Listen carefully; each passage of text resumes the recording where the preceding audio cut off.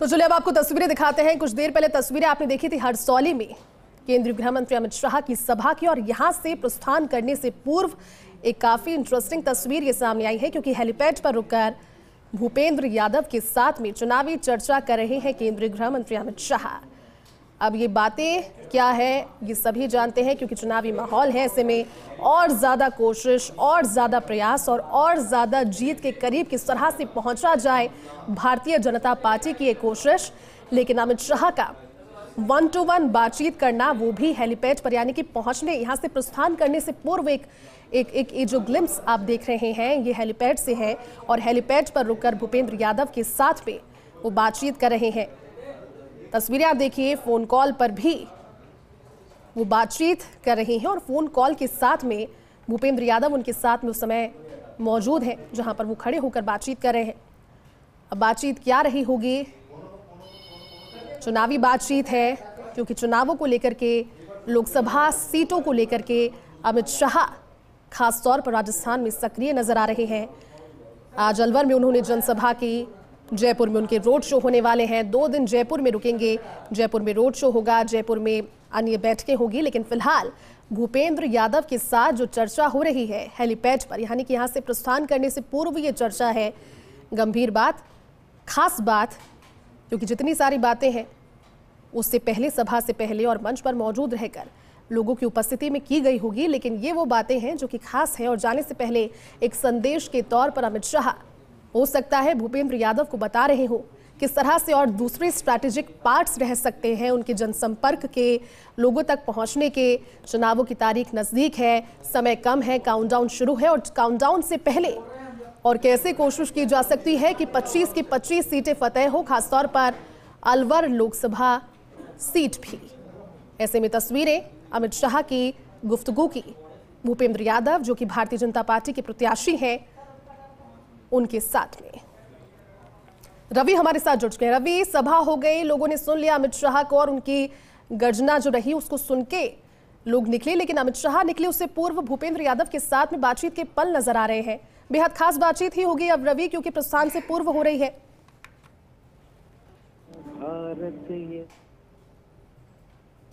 रवि, आवाज पहुंच रही है आप तक?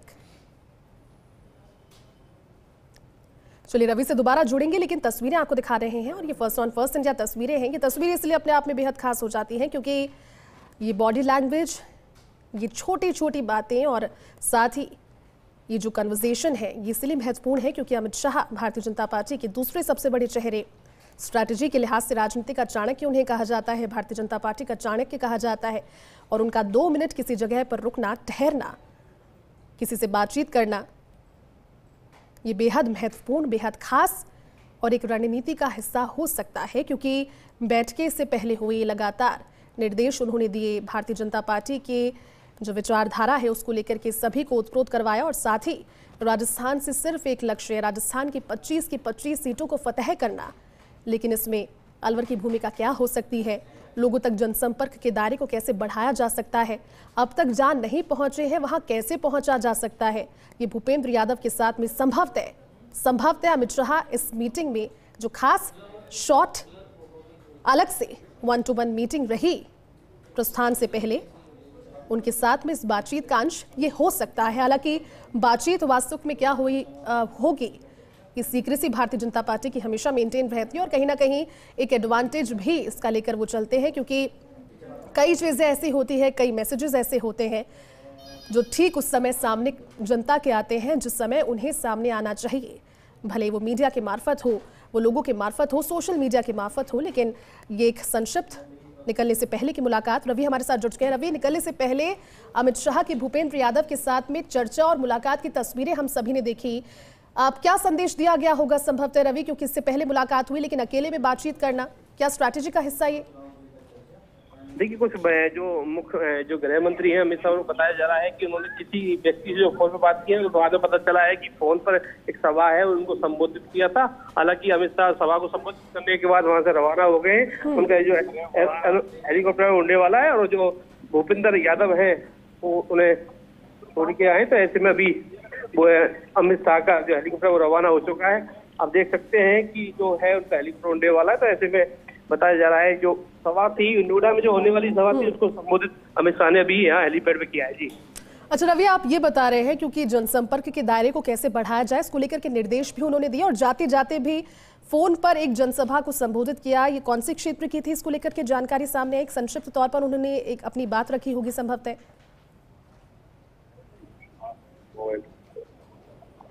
देखिए, जो गृह मंत्री अमित शाह की जो अगली सभा थी हरसौली के बाद, वो नोएडा में बताई जा रही थी।